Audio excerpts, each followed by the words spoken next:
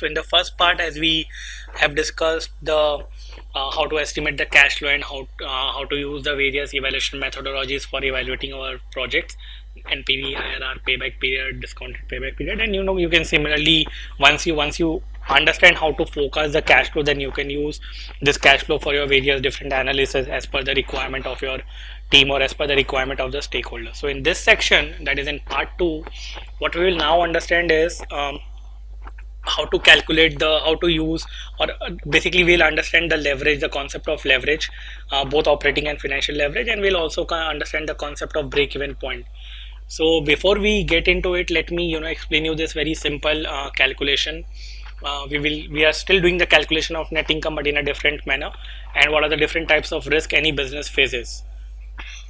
So we start like in a normal income statement, like we start with our sales, and you can understand that sales is basically a function of two factor, your price and your quantity. Okay, so your price into quantity will definitely lead to the total sales generated by your business. So when we talk about the sales, a company faces sales, what we generally call the risk which it faces is either the price will go adverse to what your expectations are, or the quantity sold by you will be lower, or the volume sold by you will be lower. So sales is a function of price and volume, and hence you face risk on two factors, that is your price and your volume. So after, like, now what we are doing with the expenditure part is like rather than calculating your COGS, gross profit, and your SG&A and EBITDA and all, what we are doing is now we are splitting the cost into two parts. One is your variable cost and the other is your fixed cost, right? So from sales, you segregate all your variable cost. Once again, a variable cost is nothing but the cost which keeps changing as your volume of sales changes. So say for example, raw material cost. Okay, so if you are selling 10 goods, you will have to incur the cost of 10 raw material. If raw material for 10 goods, if you are selling 20 goods, your raw material cost will be equal to the cost of raw material for 20 goods, and so on and so forth. So that's the example of your variable cost. Similarly, let's say your labor. Okay, so if your one labor is producing 10 units, right? So if you're selling 10 units, you will employ one labor. If you're selling 20 units, you will employ 2 labor, and so on and so forth. So these are the examples of your variable cost. Once you subtract your variable cost from the revenue, you get your contribution, right? This is a new word we are introducing here. So always remember that contribution is nothing but sales minus variable cost. So basically this calculates or computes, okay, what is my contribution from the given sales, from the given product sale. So contribution simply means excluding from the revenue, exclude your variable cost. After contribution, you now segregate your fixed cost. I mean, you now deduct your fixed cost and you get your EBIT. This EBIT, operating income, is seen as what we studied as operating income in our normal income statement, right? So once again, so you have sales, you subtract your variable cost, you get your contribution, you subtract your fixed cost, and you get your operating income. Now this part of the statement, or variable cost, your fixed cost, etc., will lead to the operating risk in the business, that is the risk of operation. So the risk here is that your variable cost might go up, the cost of raw material or the cost of labor might go up, or the labor becomes scarce, the technical skills which you require in your labor might not be available. Similarly, your fixed cost might increase, the cost of rent or the capital expenditure, all those examples of fixed cost might changes adversely or not in your favor. So that's the kind of operating risk. Together, the sales and the operating risk constitutes your business risk. Okay, together the sales and the operating risk calculates your business risk for you. Now, once after your EBIT, as your normal process goes, you subtract your interest, and you calculate your net income. Now, this interest leads to the financial risk in the business. So there are two types of broad risk: business risk and the financial risk. Business risk relates to the operating part of the business, right? And hence we get the operating income. Financial risk relates to the financial decision which your company takes. That is, how much debt do they want to take in the business, and accordingly, the interest amount and the financial risk which your company bears.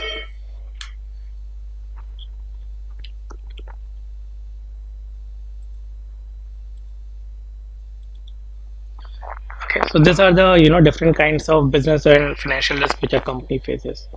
Now we will use this statement, that is the segregation of cost into variable cost and fixed cost, to understand our leverage and our break-even point, etc. So what is the relevance of segregating the cost into variable cost and fixed cost? The simple relevance is that as you keep increasing your units of production, your fixed cost will not change. Okay, your fixed cost will remain constant while your variable cost will increase. So your contribution margin, like again, if you divide your contribution by sales, you get what we say contribution margin. So your contribution margin determines that since fixed cost has already been incurred, you cannot change it. Even if you produce 1 unit or if you produce 100 unit, you will have to incur that amount of fixed cost, right?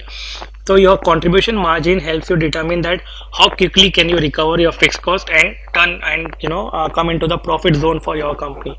So if, let's say, okay, so let's not say, so this is what it is. So that's the relevance of the segregating cost between variable cost and fixed cost. So fixed cost is anyway will be incurred by your company, so your contribution margin helps you understand that how quickly can you the how much units of product you need to sell and how quickly can you come into the profit zone given the fixed cost your company has, right? And this is what we more or less call the concept of the operating leverage. Okay, so before I get into the operating and financial leverage and understand how it works, etc., let's understand this concept peripherally. So what do you mean by the word lever? Those who are my science friends, they can help me understand that. So when I'm not a science student, so I don't understand science much, but I know what is a lever. A lever, if I am correct, is anything which which increases the productivity of an input factor to have a greater impact on the output, right? So that's what a lever means. So if you remember the seesaw, right? So in seesaw, the lever helps you enhance your output by increasing the productivity of your input factor, right? That is your weight and all.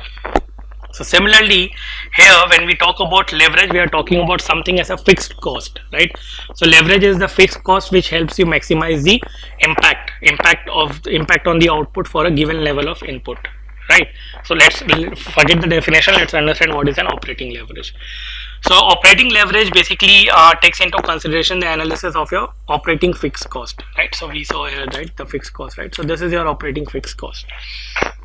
Now, if you given your let's say if your operating fixed cost is very low, okay, now, and so the you will be very quick. If your fixed cost is low, if your operating fixed cost is low, you'll be very quickly able to cover it by through your contribution. So let's say if your operating cost is 300 rupees, just for an example, and your contribution per unit is, let's say, 50 rupees, so you know that if you just by selling 6 units, you'll be able to fully recover your fixed cost, and after that whatever sales you make will go to your net profit or will go to your EBIT, because you have totally covered your fixed cost. And after 6 units, when you sell the 7 units, the entire contribution will be your profit, because your fixed cost is now already covered, right? Your contribution will not give a share to the fixed cost, but the entire of it will contribute to your EBIT or profit, right? So that's what we understand basically or conceptually by the word operating leverage. So operating leverage is nothing but using your operating fixed cost to maximize the impact on EBIT given a change in sales, right?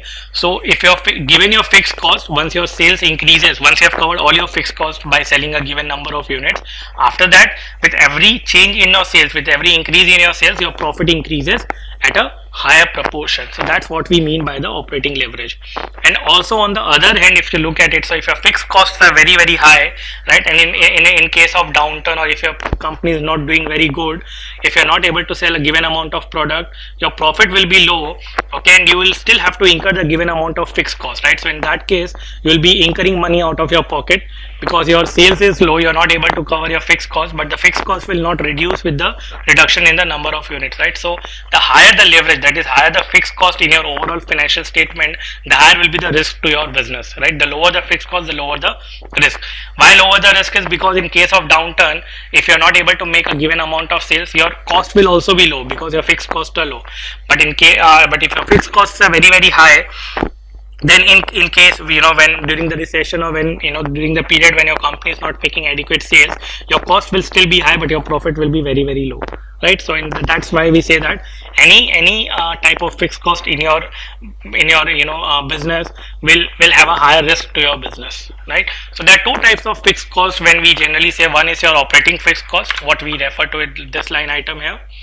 Okay, so this is our operating fixed cost. And the interest, even interest, if you remember and recollect, it's a fixed cost, right? Because no matter whether your company is earning profit or not, you have to pay a fixed amount of interest to your debt holders, right? So this is also a fixed cost for the business. So there are two types of fixed cost. One is your operating fixed cost, another is your financial fixed cost. So use of financial fixed cost to maximize your profit given the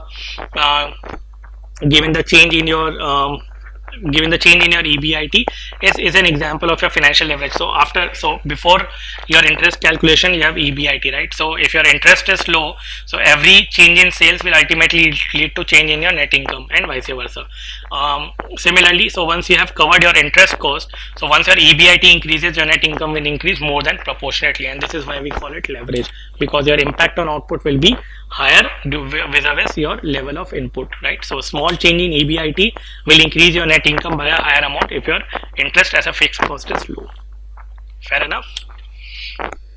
Okay, so let's take an example to understand how does my fixed cost impacts my company. So let's take a very simple example wherein company there are two company A and B. Company A operates only on the variable cost basis, while company B operates on fixed cost basis as well. So in 2011 both the companies have 1000 rupees of sales, as you can see. Okay, the variable cost is 60% for company A and 50% for company B, because they have some fixed cost. And in 2011 both the companies are earning same amount of profit, that is 400 rupees. Fine. In 2012, let's assume a scenario where the company has 20% increase in sales. So let's see who will have a higher increase in profit, whether company A, who has no operating leverage, or company B, who has some amount of operating leverage in the company because they have the fixed cost in the company, right? So in case of company A, when your sales increases by 20%, your sales becomes from 1000 to 1200. Your variable cost, since it's again a proportion of your, we are assuming there is no change in the variable cost as a proportion of sales. So this will also increase by 20%. Anyway, it's a variable cost, so it will go in proportion to your sales. Not exactly, but yeah, more or less in line. Here we are assuming it's exactly the same. So your 600 will become 720. Your contribution will become 400. It will again, you can see, increases by 480. 1200 minus increases by 20%. 1200 minus 720, which leads to 480. Since there is no fixed cost, the company has no fixed cost, and this is ultimately your contribution is equal to your EBIT also. Yeah, this is in case of company A. Now let's talk about company B. Company A, again the increase in sales will be 20%, so it will increase from 100 to 1200. Your variable cost will again increase by 20%. As a proportion of sales, the contribution margin you can see is still 50% here and 40% here. Okay, so your operating variable cost as a percent of sales we are assuming is same. So your 500 will now become 600, and your contribution will become 500, which will increase to 600. 1200 minus 60, 600, right? Till now things are normal. So since my sales increased and there was a fixed cost of rupees 100, my fixed cost will not change. That's why we are calling it a fixed cost in the first place. So my fixed cost still remain 100, and hence my overall profitability increases from 400 to 500 vis-a-vis 480 in company A, right? So this is the benefit I am getting from my operating leverage, that with every increase in sales my profit will increase by a greater proportion vis-a-vis a company who doesn't have any amount of fixed cost in the company. Now this is the case when your sales are increasing. If I take it other way around, when my sales goes down 20%, you will see that the profitability of company B will decrease more than proportionately. So that's why we say higher the leverage, higher the risk, and we know that higher the risk, higher the reward. So that's how it works for the company as well. Right? This is a perfect example of an operating leverage and how it works. Okay.